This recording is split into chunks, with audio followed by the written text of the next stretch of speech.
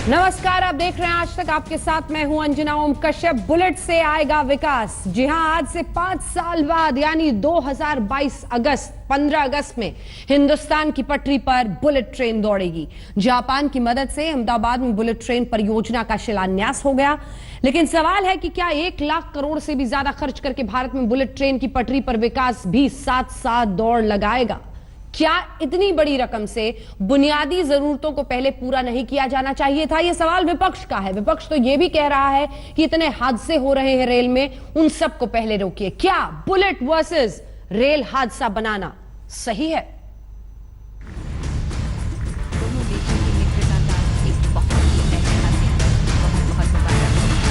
अहमदाबाद में उपनगर साबरमती के एथलेटिक्स स्टेडियम के इस भव्य कार्यक्रम ने आज का दिन यादगार बना दिया।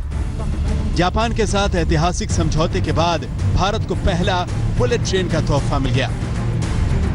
अहमदाबाद और मुंबई के बीच प्रस्तावित बुलेट ट्रेन की परियोजना की आधारशिला खुद प्रधानमंत्री नरेंद्र मोदी और जापानी पीएम शिंजो आबे ने रखी।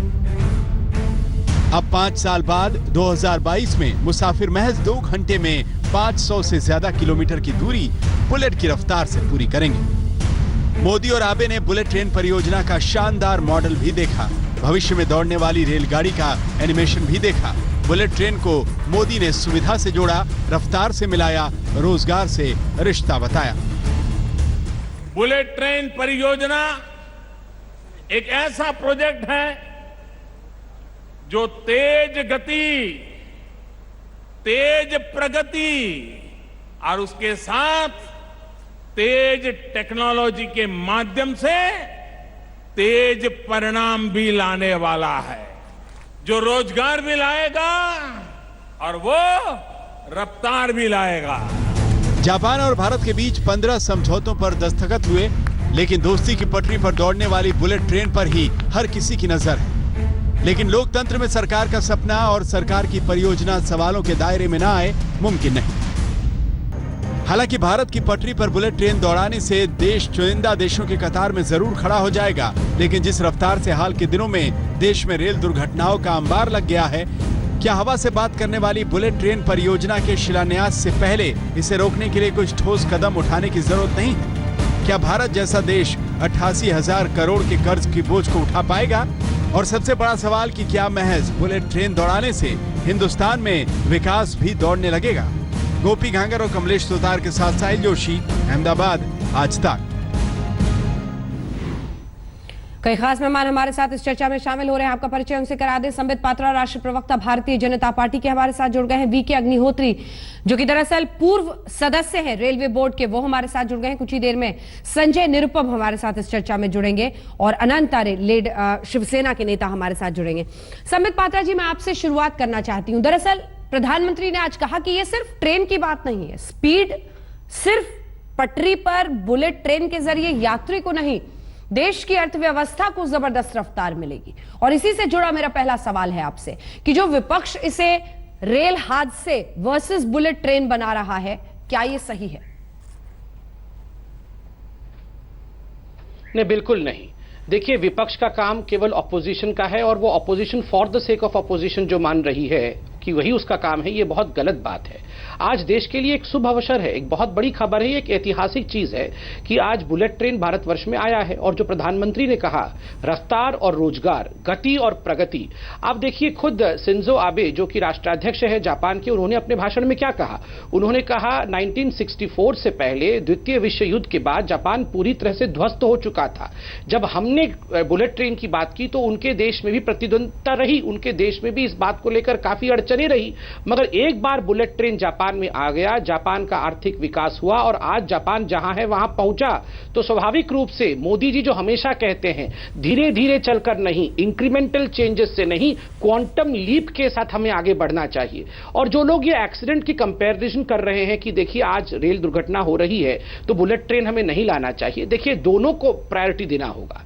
जो हमारे रेलवे सिस्टम है उसको सुधारने के लिए प्रायोरिटी जो कि मोदी जी दे रहे हैं, और ये दूसरी टेक्निक टेक्निक है, बुलेट ट्रेन उसी टेक्निक से नहीं चलती है जिससे इंडियन रेलवे चलती है। संबित जी, ये अलग टेक्निक है। लेकिन आज इसको भी आगे बढ़ाना पड़ेगा। आप देखिए, तस्वीर भी तो देखिए सर, एक सेकंड, तस्वीर भी तो देखिए। आज बुलेट ट्रेन का शिलान्यास रखा जा रहा है, आज ही राजधानी का पटरी से उतरना। लगातार हादसे पिछले कुछ दिनों से हो रहे हैं। हम ये कंपैरिजन नहीं करना चाहते कि यूपीए में इतने हादसे हुए थे जी, आप में इतने हादसे हुए हैं, लेकिन ये सवाल तो पूछा जाना चाहिए कि बेपटरी रेल और इधर बुलेट के लिए हम आगे बढ़ रहे हैं एक देश के रूप में। प्रधानमंत्री नरेंद्र मोदी और शिंजो आबे एक साथ फिर। जो अहम मुद्दे हैं जिन पर चर्चा होगी, व्यापार सबसे अहम है। अलग मुद्दों पर चर्चा होगी जिसके बारे में बताया जा रहा है। करीब आ सकते हैं दोनों मुल्क और काफी संभावनाएं हैं व्यापार के क्षेत्र में, तो उसको कैसे बढ़ाया जाए उस पर बात होगी। लेकिन इसके अलावा जो रक्षा क्षेत्र में सहयोग है, जो सिविल न्यूक्लियर परमाणु समझौता था, नागरिक आधारशिला रखी गई, भूमि पूजन किया गया, कह सकते हैं एक बुलेट की। वीके अग्निहोत्री जी भी हमारे साथ जुड़ गए। संबित जी, ये बेपटरी रेल और इधर बुलेट, ये कैसे चलेगा? देखिए अंजना जी, जो आपने सवाल पूछा इससे पहले कि बाकी पटरियों के लिए, बाकी साधारण रेल के लिए हम क्या कर रहे हैं, ये वाजिब सवाल है, हमें जवाब देना चाहिए। आखिरकार हम रूलिंग क्लास में हैं अभी। अब देखिए, मैंने उदाहरण दिया था कि किस प्रकार जो ट्रैक रिन्यूअल होता है उसके लिए पहले जो रकम खर्च किया जाता था यूपीए के समय, जो लगभग 5,000 करोड़ के आसपास का था, उसे पिछले बजट में डबल करके लगभग 9,900 करोड़ कर दिया गया है, जो एक डबल रकम है। दूसरी बात, आप देखिए 50 वर्षों में भारत के रेलवेज ने लगभग 4.20 करोड़ रुपए खर्च किए इंफ्रास्ट्रक्चर डेवलपमेंट के लिए। मात्र 3 वर्षों में मोदी जी की सरकार में 4 लाख करोड़ रुपए रेलवे इंफ्रास्ट्रक्चर पे खर्चा हुआ, चाहे वो डबलिंग का हो, रेलवे पटरी डबलिंग का हो, चाहे इलेक्ट्रिफिकेशन का विषय हो, वो तो हम कर ही रहे हैं। मगर दोनों प्रायोरिटी हैं, उसे भी प्रायोरिटी के रूप में आगे बढ़ाना होगा और एक नए टेक्नोलॉजी को लाकर भारत के इकोनॉमी को, भारत के अर्थशास्त्र को आगे बढ़ाना यह भी आवश्यक है। एक ट्रेड कॉरिडोर को आगे बढ़ाना। देखिए अंजना जी, एक उदाहरण देता हूं। याद करिए जब मोबाइल आया था तो लोगों ने कहा था ये मोबाइल की क्या जरूरत है, यहां बहुत गरीब लोग हैं, जितनी मोबाइल आप ला रहे हैं उतना अगर आप अस्पताल खोलेंगे तो लोगों के लिए कितना बढ़िया हो जाएगा। आज खुद अंजना जी आप बताइए, अगर उस समय वाजपेयी जी मोबाइल लेके नहीं आते तो क्या भारतवर्ष आगे बढ़ पाता कम्युनिकेशन के सेक्टर में? और मैं ऑपोजिशन को एक बात जवाब देना चाहता हूं अंजना जी, ये राहुल गांधी जी जो सवाल पूछ रहे हैं कि आप इसी पैसे से अस्पताल खोल लेते, आप इसी पैसे से मरीजों का भला कर लेते, दो चीजें हैं। एक तो जापान पैसा बुलेट ट्रेन के लिए दे रही है, अस्पताल खोलने के लिए नहीं दे रही है। और दूसरी बात, राहुल जी, मैं आपसे यह पूछना चाहता हूं कि आप अमेरिका में क्यों भाषण दे रहे हैं? आप इंडिया में ही किसी कॉलेज में भाषण दे देते, पैसा भी बच जाता, 4 मरीजों का इलाज तो हो जाता। संजय निरुपम जी बर्कले में देंगे, संजय निरुपम जी जुड़ गए हमारे साथ। बुलेट ट्रेन के लिए बोलेंगे कि इंडिया में ही कर दो जो करना। चलिए, कांग्रेस पार्टी से आज एक प्रबल प्रवक्ता कांग्रेस की तरफ से बैटिंग करेंगे। सवाल यह है संजय निरुपम जी कि इसको रेल हादसा वर्सेस बुलेट ट्रेन बनाना क्या सही है? ऐसा तो है नहीं कि अब हादसे हो रहे हैं तो उसकी वजह से हम प्लेन रोक दें, ये बोलकर कि सब कुछ रोक दीजिए। दरअसल आगे बढ़ना तो जरूरी है ना एक देश के रूप में। बिल्कुल, कांग्रेस पार्टी बुनियादी तौर पर बुलेट ट्रेन हिंदुस्तान में शुरू हो इसके खिलाफ नहीं है। 2013 में जब डॉक्टर मनमोहन सिंह जी प्रधानमंत्री थे तो जापानीज प्राइम मिनिस्टर के साथ बैठ के उन्होंने एग्रीमेंट साइन किया था और उन्होंने बुलेट ट्रेन की शुरुआत की एक परिकल्पना दी थी और उसी को मोदी सरकार आगे बढ़ा रही है। तो बुनियादी तौर पर हम इसके खिलाफ नहीं है, लेकिन क्या यह समय सही है जब भारतीय रेलवे अपनी सुरक्षा की खामियों से जूझ रहा है और रेल मंत्री को इस्तीफा देकर के जाना पड़ रहा है या रेल मंत्री को निकाला जाना पड़ रहा है? एक दिन में 3 बार 3 जगह पर रेल पटरियों से गाड़ियां उतर जा रही हैं। लगभग 300 से ज्यादा लोग मारे जा चुके हैं पिछले 1-2 महीने के अंदर। ऐसे में अगर सरकार की प्रायोरिटी बनती है कि हम बुलेट ट्रेन का भूमि पूजन करें तो मुझे लगता है कि संबित पात्रा जी उठाना चाहिए। पहले सरकार को भारतीय रेल की सुरक्षा के ऊपर ध्यान देना चाहिए था। तीसरी बात महत्वपूर्ण है कि आज क्यों हुआ भूमि पूजन? ये बुलेट ट्रेन के लिए नहीं, गुजरात चुनाव के लिए। और जब चुनाव आता है नरेंद्र मोदी जी इस प्रकार का एक बड़ा तमाशा करते हैं, बड़ा इवेंट करते हैं और चुनाव के बाद भूल जाते हैं। पंजाब, ये बिहार के समय क्या क्या वादा किए थे भूल गए, यूपी के समय क्या क्या वादा किए थे भूल गए। यूपी का सबसे बड़ा वादा था किसानों का कर्ज माफ, किसी किसान का 9 पैसे का कर्ज माफ हो रहा है, किसी का 8 पैसे का, किसी का 3 पैसे का, किसी का 12 पैसे का। तो ये जो चुनाव के दृष्टिकोण से विकास के कार्यक्रमों का दुरुपयोग होता है या फिर जो दिखावा होता है, उस पर कांग्रेस पार्टी को ऐतराज है। और उसके बाद हमने कहा कि मुझे लगता है, हम सबको लगता है कि प्रायोरिटी अभी और कुछ और है। बुलेट ट्रेन से वोट आएगा संबित जी? बुलेट ट्रेन का जो पूरा मैं उसका उत्तर देता हूं। देखिए, पहली बात तो है, जो लोग ये कह रहे हैं कि ये तमाशा है, आप खुद बताइए अंजना जी, ये तमाशा है? पूरा विश्व देख रहा है, एशियान कंट्रीज देख रही हैं, सार्क कंट्रीज देख रही है, और सबको लग रहा है कि भारत किस तरह से आगे बढ़ रहा है, और ये कांग्रेसियों को लग रहा है ये तमाशा है, और चंद वोटों के लिए तमाशा है। देखिए, जो जैसा होता है प्रभु मुहूर्त उसे वैसा ही दिखता है। ये लोग केवल यही, मैं आपके बीच में नहीं बोला था, ये लोग केवल यही तमाशा करके वोट गैदर करने की कोशिश इतने वर्षों तक करते रहे, इस कारण इनको सारा विकास का काम तमाशा दिखता है। मैं एक और उदाहरण देता हूं, बिल्कुल सही बात है, अगर ट्रेन एक्सीडेंट हो रहा है तो क्या देश में उन्नति होना चाहिए? वाकई ट्रेन एक्सीडेंट नहीं होना चाहिए। मैं कंप्लीट कर लूं सर, मैं कंप्लीट कर लूं, आप जवाब दे दीजिएगा मेरा। देखिए, मैं एक उदाहरण दे रहा हूं, संजय जी इसका जवाब दे दे। देखिए, कांग्रेस के अंदर भी एक्सीडेंट हो रहा है। कौन एक्सीडेंट कर रहा है? 36 इलेक्शन हार के Guinness book of world record में जाने वाले राहुल गांधी रोज एक इलेक्शन एक्सीडेंट करते हैं। तो क्या भविष्य में राहुल गांधी चुनाव नहीं लड़ेंगे? तो क्या भविष्य में कांग्रेस पार्टी चुनाव से अपने आप को दूर कर लेगी? चुनाव में जानते हैं, संजय निरुपम जानते हैं कि मेरा नेता मेरे को हरा रहा है, फिर भी ये प्रयास कर रहे हैं कि कैसे कांग्रेस का विकास हो। तो मुझे लगता है बुलेट ट्रेन से संबित पात्रा तो पहुंच गए, कंपैरिजन नहीं करना चाहिए राहुल गांधी के स्टेशन पर। संजय निरुपम जी, अब मैं इसका जवाब दूं? हाँ, और कहां पहुंचेंगे? कांग्रेस मीन्स राहुल गांधी, और कहां पहुंचूंगा मैं, बताइए ना। एक बार सुनिए ना, अरे सुनो ना जरा सा। अब देखो, ये गलत करते हो। ऐसा है संबित पात्रा जी, कांग्रेस बोलिए ना, बोल, अरे आराम से बोलिए भैया, सुन रहा हूं। आप भारतीय जनता पार्टी के चिंता, आप भारतीय जनता पार्टी देश भी बंद कर देगा, मैं भी बंद कर दूंगा, देश भी बंद कर। दूसरी बात, दूसरी बात यह है कि हम हार रहे हैं पिछले, सुनो मेरी बात होने दीजिए ना प्लीज। पिछले 2-3 वर्षों से हम चुनाव हार रहे हैं, अच्छी बात है, आपने कही, याद दिलाया। क्या पिछले 70 वर्षों में आप कभी चुनाव नहीं हारे? वाजपेयी जी 7 जगह से चुनाव लड़ते थे, 7 जगह हार जाते थे। तो क्या आपने चुनाव लड़ना छोड़ दिया? क्या पॉलिटिकल पार्टी बंद हो गई? वो इस तरह की बातें नहीं होनी चाहिए। हमारा मुद्दा यह है, 3 साल में बुलेट ट्रेन के संदर्भ में अभी तक जमीन का एक्विजिशन नहीं हुआ है। पहले यह मुंबई में इसका भूमि पूजन होना था, अचानक ये भूमि पूजन गुजरात में, अहमदाबाद में शिफ्ट कर दिया जाता है क्योंकि गुजरात में चुनाव है। यह बुलेट ट्रेन के बारे में बताया जाता है कि 12 जगह पे रुकेगी, 500 किलोमीटर के अंतराल में 12 जगह पर अगर बुलेट ट्रेन रुकेगी तो बुलेट ट्रेन काहे की हो गई? जिन स्टेशनों का जिक्र किया जा रहा है रोकने के लिए, उन स्टेशनों पर राजधानी भी नहीं रुकती, सुपरफास्ट ट्रेनें नहीं रुकती। तो ऐसे में दिखता है कि बुलेट ट्रेन सचमुच, एक मिनट, ये बुलेट ट्रेन शुरू हो रहा है या बुलेट ट्रेन शुरू होने के नाम पे महज चुनावी तमाशा किया जा रहा है? इसलिए हमने कहा है, और मोदी जी इस प्रकार के तमाशे करने में माहिर है। संजय जी, 3 वर्षों में संजय जी जल्दी से, मैं तरह से आ रही हूं आपके पास, को देखें। और मुझे 10 सेकंड दीजिए। इन इवेंट के जरिए लोगों को बरगलाने, लोगों को बेवकूफ बनाने, यही कर रहे हैं। डिमोनेटाइजेशन इसका सबसे बड़ा सबूत है। नोटबंदी के समय बोले थे कि अगर मैं फेल हो गया तो मुझे एकदम चौराहे पे जिंदा लटका देना। अब कौन सा चौराहा है? मोदी जी। अनंतरे साहब, ठीक है, संबित आप इसका जवाब दीजिएगा। अनंतरे जी, आपको भी कांग्रेस की तरह ये एक तमाशा लग रहा है?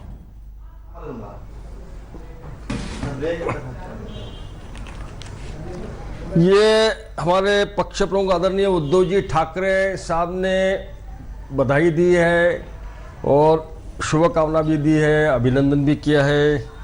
मगर मेरा सवाल ये है, आपके लाइन में दिख रहा है पालघर में लोगों ने आंदोलन किया है, संजय निरुपम जी अभी बात की है, ये तो राजनीति की बात है। मैं ये कहूँगा कि ये किसी गवर्नमेंट ने इसकी मांग की थी क्या? महाराष्ट्र गवर्नमेंट ने हमको बुलेट ट्रेन चाहिए करके मांग की थी क्या?